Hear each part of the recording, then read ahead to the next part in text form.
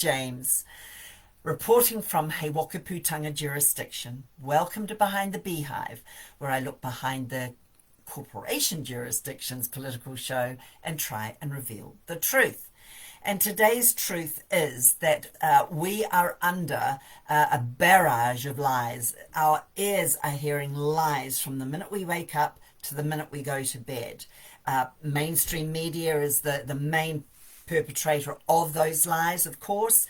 Today we're going to be looking at their little playbook of how they roll out the lies and how they try and take us down and keep us asleep. So first I want to just read a quote from Silent Weapons for Quiet Wars. It was laid down in the first Bilderberg secret meeting back in 1954. This actual document is dated 1979, but it was found on an IBM surplus a sale in 1986. And I'm going to read on page 7 just to set the scene for today. We are at war. We, the people, are the enemy of the state, national state, whoever's in power, but we know they're puppets. So it's outside. We're already globalized. They just haven't told us. So let's have a look about this silent weapon for this quiet war that the elite, that our governments, that Comrade and her ilk down in Wellington all know very clearly. They're in on the gig. We need to understand that we are at war, we are the enemy, and everything that we're being barraged with, particularly through our ear gate and our eye gate, everything around us is setting ourselves up to be taken down, because these are silent weapons for this quiet war. Silent weapons. Everything's been weaponized against us, and we'll touch base on a little bit of that this morning. But first, let me read the quote I have on page 7 of Silent Weapons for Quiet Wars.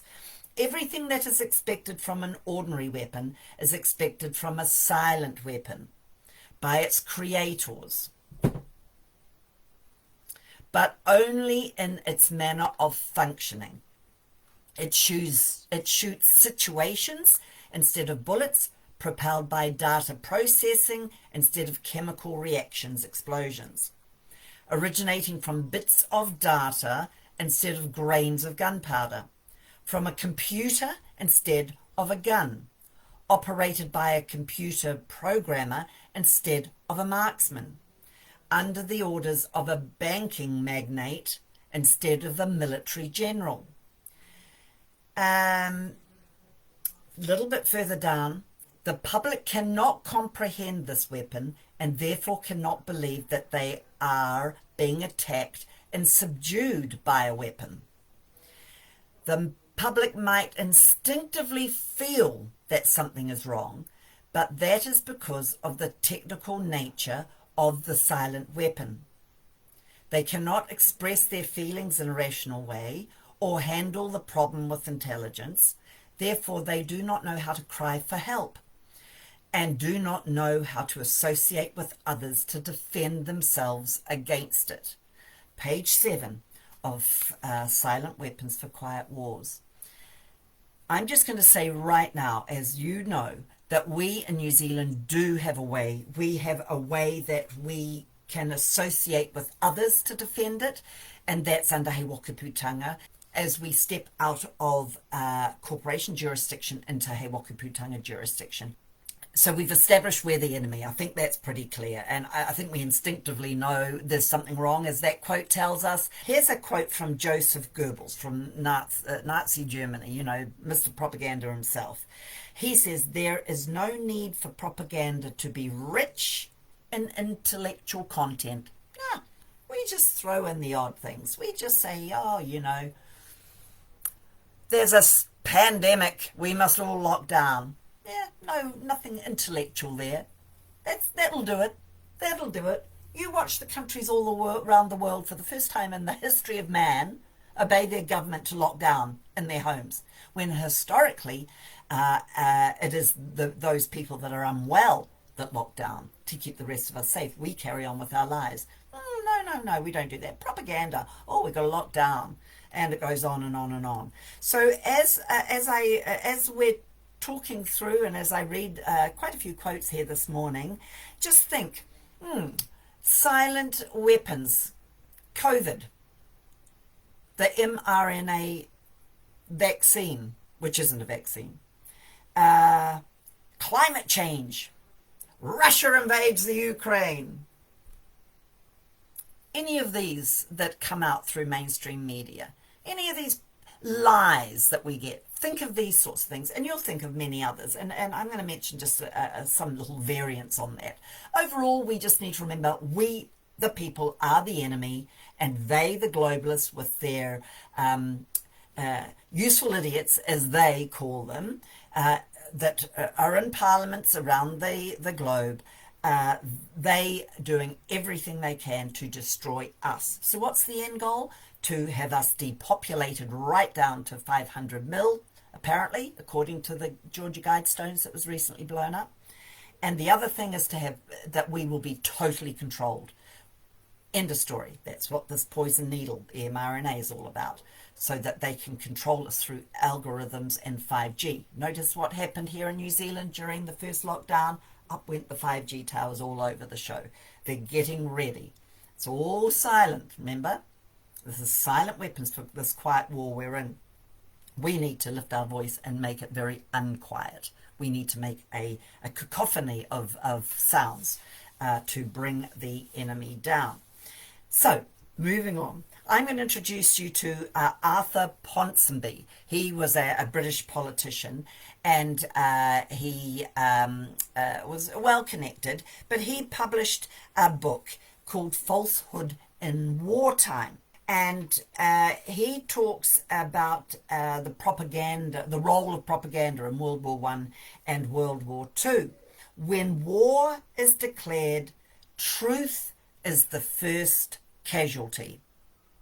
So when war is declared, war has been declared on we the people, that happened in the 1950s in earnest, the first thing to go is truth. And I think we know we're living under all these lies. He says, without lies, there would be no reason and no will for war.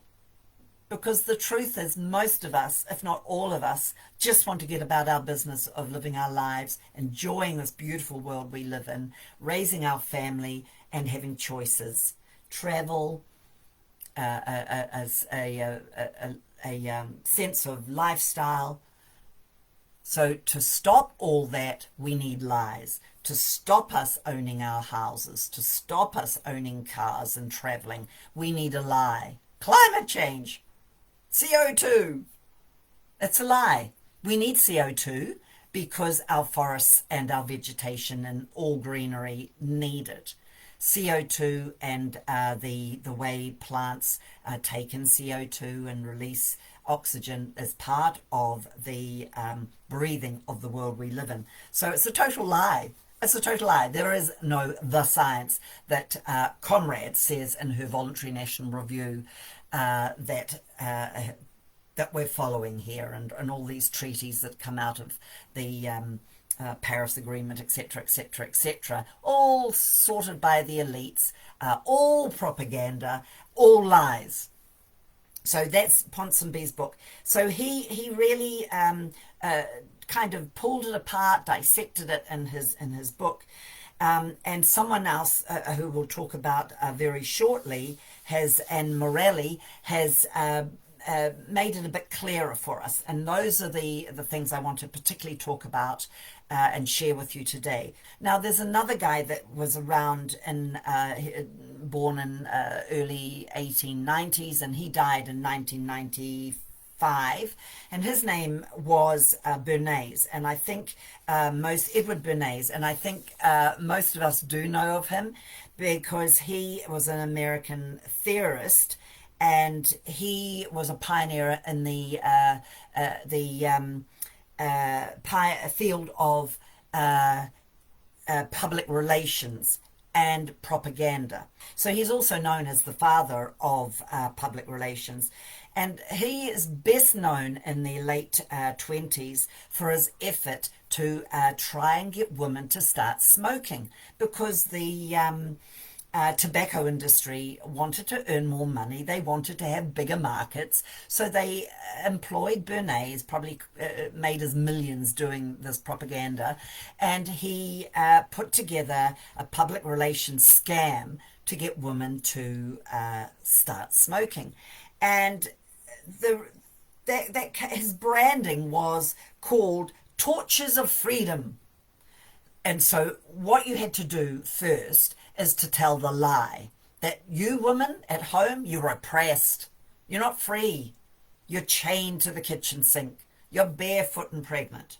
Now, I'm not suggesting we go back to the 40s when women weren't able to really create a career for themselves out in the workforce. I'm not saying that. But what I'm saying is we were herded. We were nudged as women to see the home as boring, banal, dead end, prison. Children were not an asset to the family anymore. In fact, if you were at home with your children, you didn't have a life and you weren't very bright. The intelligence wasn't there. So they created that propaganda, those lies, and got people out in the workforce and got women in the workforce and women smoking. I like choice. We didn't need to be herded out of the home. We didn't need that. We just needed a more open environment for people, for women, if they chose to. I was out in the workforce for many years, but I chose full-time motherhood. I love it. I'd do it all again. I wrote books, I studied, I home educated my 6 children, I travelled with them. Have children will travel. No way did I ever feel I was a prisoner. My children were a delight. They didn't have all that rubbish brought home from school. So, no, I wasn't in prison. Most women out there in the workforce with their children coming home grumpy and tired with peer pressure and peer dependence, characters and personalities and characteristics. That's a prison. That is a horror story. So, you've got to tell the lie. But getting women out there and getting women smoking and making women feel free, that lie was part of the war, the silent war against us to destroy quality of life. And in fact, since the 1950s, women's mental health and happiness has been tracked, and it's on a steep decline. You work it out. You work it out. Choice is the thing. Choice. Anyway, that's what Edward Bernays was most known for. But he was so good at all this that the CIA got him on board to bring down the Guatemalan government in 1954 under the United Fruit Company in the 50s and in association with the CIA. And that's how they destroyed a elected government. Kind of makes me think about the Ukraine. We've got Zelensky in there, the comedian that's got half a brain that he couldn't rub together with the other half a cell of a brain. So the previous elected president of Ukraine, he was ousted, and this little worm was put in, setting the scene for where we find ourselves today. And that's how it's done. Propaganda. It's a silent weapon.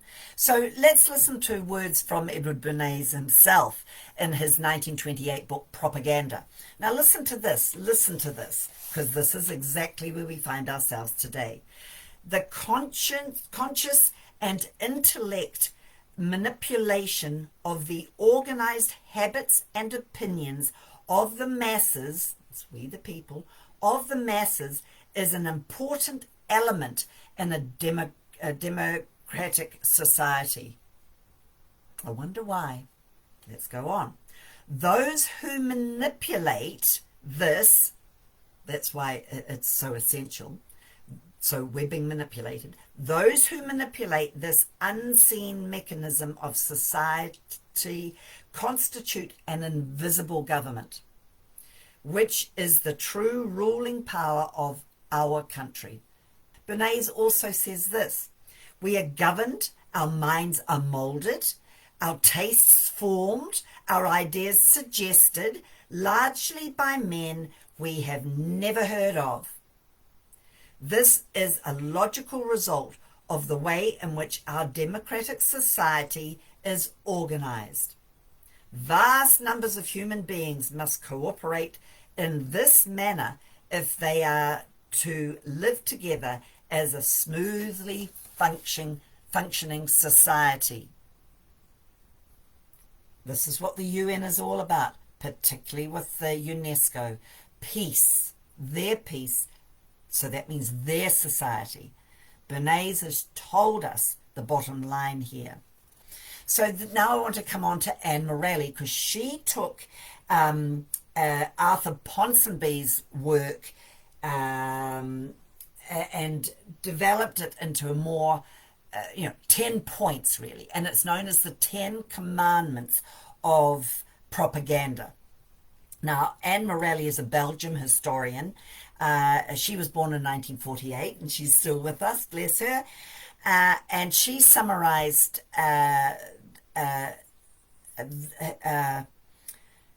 into 10 points what Arthur Ponsonby was saying in his book, Falsehood in Wartime. So let's just have a wee read of these. So what are the elites doing? We're the enemy, remember. What are they doing? And what are they saying? And what is their mindset? What is their worldview against us? We don't want war, because you know what they're saying? It's a war against climate change. It's a war against COVID. This is the rhetoric. This is the narrative. We don't want war, they say. We only want to defend ourselves. So let's destroy our economy, get everyone into lockdown to defend ourselves against a scamdemic, something that doesn't even exist. They haven't even got the sequence ever isolated for this so-called novel corona. It isn't novel. It's just the influenza we've always had. But the beginning of the war is lies. Remember, the truth is the first casualty in war. So that's that. We can put this against climate change. We can put this statement against we the people, and particularly the statement against the West, because isn't the West over consumers? Isn't the West, those capitalist pigs? I mean, all that buys into more lies to get us to be thinking that way. Number 2. Our adversary is solely responsible for this war. You baby boomers, you first world people that have overconsumed and caused climate change to make some pandemic created out of the disturbed rhythms of the earth. It's you, okay? It's our fault. So you get into lockdown, you take this injection, or you won't be able to have a job. You won't be able to buy at the groceries in the shops. You won't be able to travel. It's all coming, people. It's not over yet. Number 3, our adversary's leader, that's us, we the people, is inherently evil and resembles the devil. Now, I know that's what they're saying about Putin. I'm not saying that Russia's great, but what I'm saying is Putin is not that. He is a nationalist. He's a patriot to his country. He is taking opportunities. He's pushing against the globalists. So the narrative is that he is a devil. And that's the same for the West that have overconsumed. That's the same with the baby boomers. That's the same with anyone of any significant wealth, own a home, anything like that. That's you. You're evil, and you resemble the devil because you're making more CO2 in your unsustainable lifestyles. Number 4, we are defending a noble cause, not our particular interests. So, it's a noble cause. It's not their lifestyle. It's not their globalist lifestyle they're trying to protect. Of course not. They're all interested in our health. Number 5, the enemy is purposefully committing atrocities. How often do you get in your car? How often are you buying all these groceries wrapped up in cardboard and wrapped up in plastic? that we didn't do. We're happy with paper bags. That's the way it used to be. But it's the elites, corporations that are doing that. But you are to blame. I am to blame. So we are committing these atrocities on purpose. This is a Nazi playbook. You label, you vilify, and then you are able to divide and conquer. Okay, it goes on. If we are making mistakes, this happens without intention. Oh, so, if a few people get permanently injured or died, we didn't mean to. If families are isolated and elderly are isolated and no one can go to funerals, we didn't mean to. No. Number 6, the enemy makes use of illegal weapons. All illegal. They are our enemies, but they're saying we are behaving illegally. They're saying we should have been in lockdown. They're saying dob your neighbours in if they've got people coming around. Number 7, we suffer few losses. The enemy's losses are considerable. So this is this anti-vaxxer thing. We suffer few losses, and that's exactly the propaganda that's coming out of the Ukraine. It's Russia that's doing actually very well. But, propaganda. Number 8, recognized intellectuals and artists support our cause. We bring Bloomfield in, we bring Hipkins in, we bring whatever doctor, whatever whoever, UN, Tedros, we bring the lot in to tell you that this COVID is real and this mRNA, synthetic mRNA, is good for you. That's what we do. We bring all the intellectuals in, and then we get the musos, and we get Hollywood on board. Anyone that's anyone. We get them all on board to push the narrative, to help support this takedown of we the people in this war of depopulation and total control. Number 9, our cause is sacred. Our cause is sacred. Because what the elites, comrade, all the UN, they all sit on ancient mystery religion. This is choreographed from the UN. The papacy is on board. He is the religious spokesman for the world now, for us all. I didn't get the memo, but that's the way it goes. When you look at esoteric Catholicism, this is ancient mystery religion. We're not talking about the average person that loves the Lord and has accepted Jesus as their Savior, but that identifies as being Roman Catholic. I'm not talking about that person. I'm talking about the inner knowledge people. And I've got a quote that I'll mention in a minute again, that you will be able to understand that a little more clearly.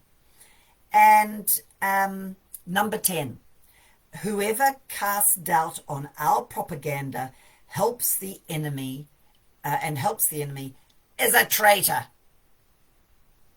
So we know that, don't we?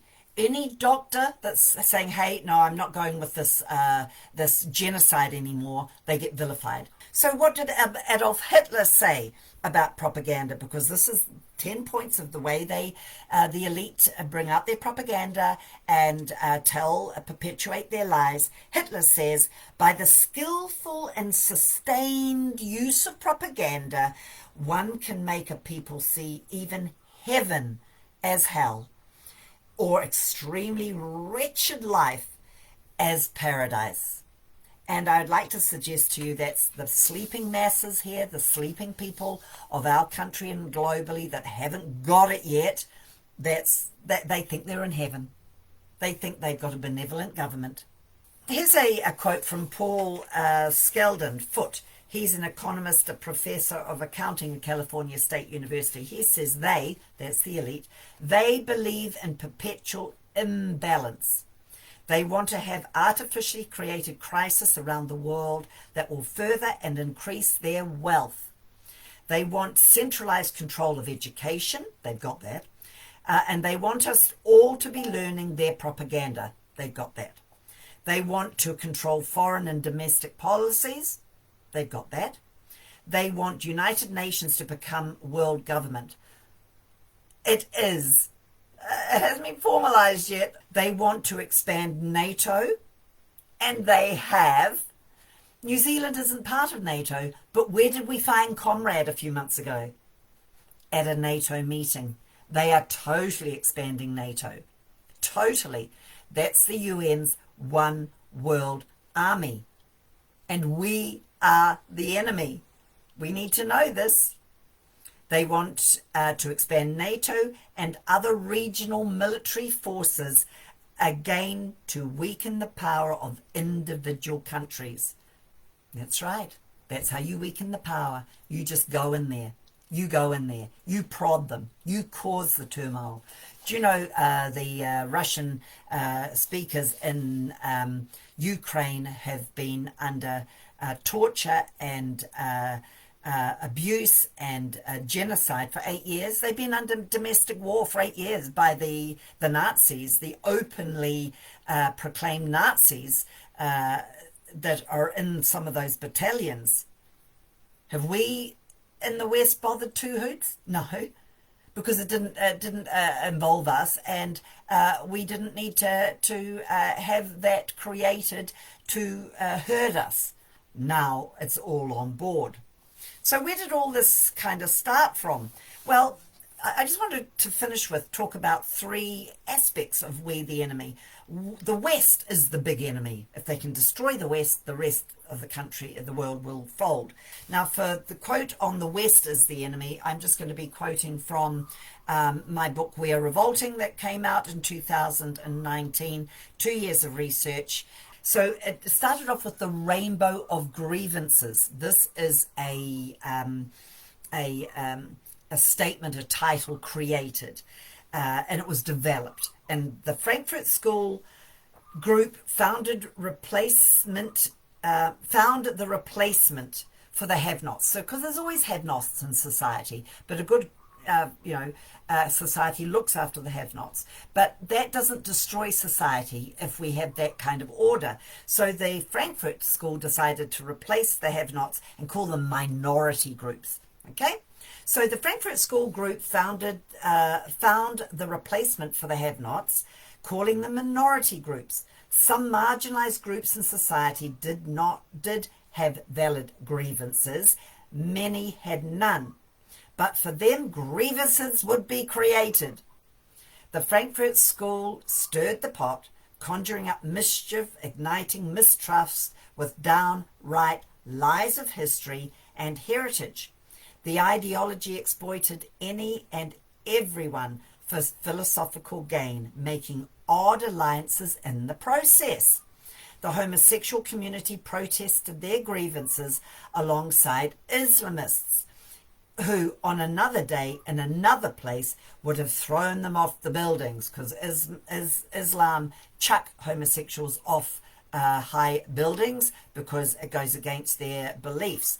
But in the West, they come together because it suits them to destroy the West.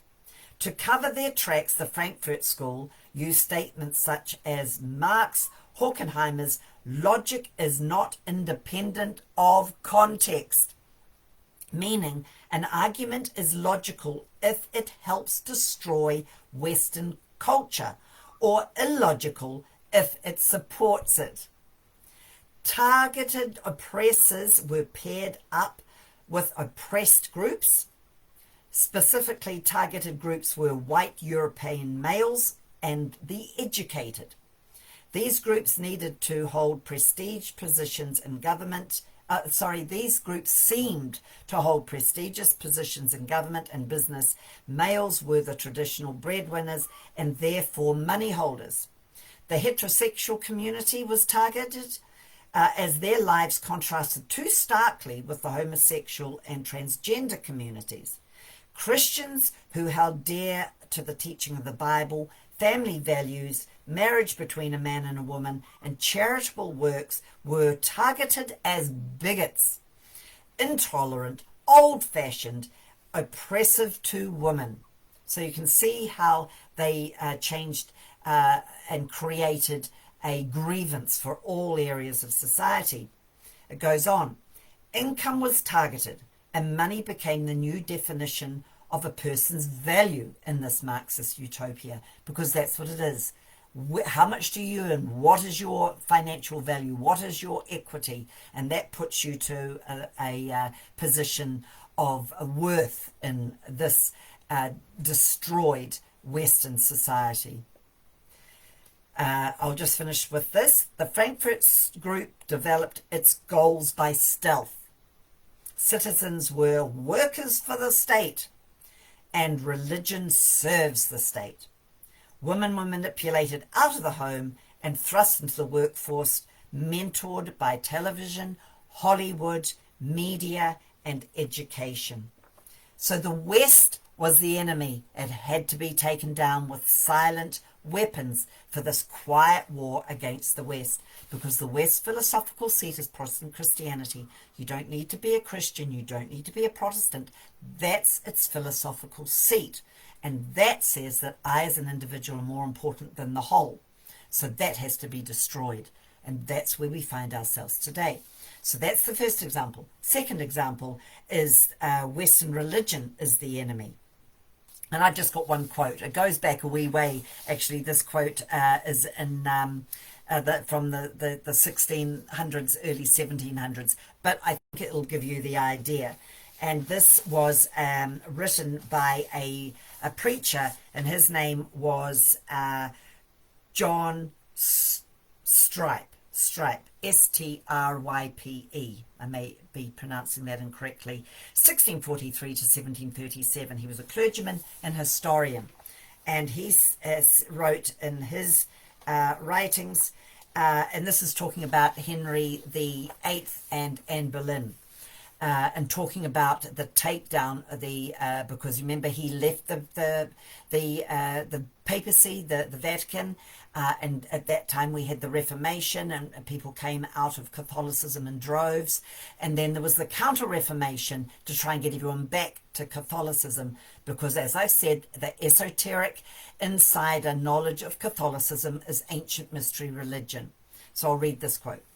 And in a little time, the king, that's Henry VIII, by help of this virtuous lady, that's Anne Boleyn, by the means aforesaid, had his eyes open to the truth. To search the truth, to advance God's religion and glory, to abhor the Pope's doctrines, that's ancient mystery religion, his lies, his pomp and pride, and to deliver his subjects out of Egyptian darkness, that's ancient mystery religion.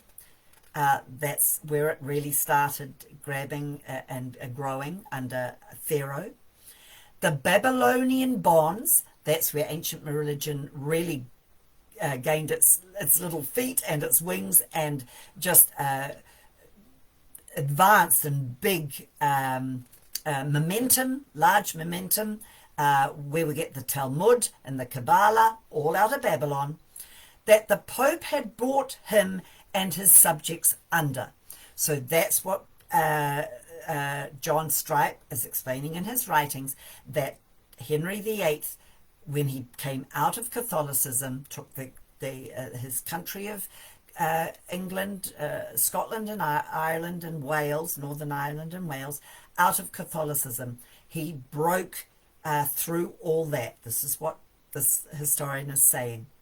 This John Strype goes on to say, and so tempting the threats of all the world, the power of princes, rebellions of his subjects at home, and raging of so many and mighty potentates abroad, set forward a reformation in religion, beginning with the triple-crowned head at first, that's the papacy with his triple crown, goodbye, and so came down to the members, bishops, abbots, priors, and such like.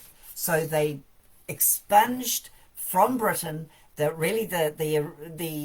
very early seat of the West, ancient mystery religion. So the West is Britain, America, Canada, Australia, and New Zealand, and a few other little countries. But that is the West, and that is where we're being hammered. You look at Sleepy Joe, you look at Justin Trudeau Ardern and her family history, and Macron although he's not the West, but he's another puppet. They're all puppets. You look at what their job is to destroy. Sunak, there now in Britain, made all his wife's family, made their billions dealing with Russia and working with Russia and doing business in Russia. Okay, so the third example is we the people. We are the enemy. Paul Ehrlich, who back in the 60s and 70s, he wrote The Population Bomb. He brought the propaganda that the world is overpopulated, which it isn't. He said, too many cars, too many factories, too much detergent, too many pesticides, multiplying contrails, well, they're chemtrails, but whatever.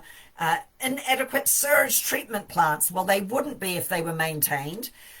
Too little water. There's plenty of water. They're not letting us know about the primary water source. Too much carbon dioxide. The world needs carbon dioxide or we'd be all dead. All can be traced easily to too many people.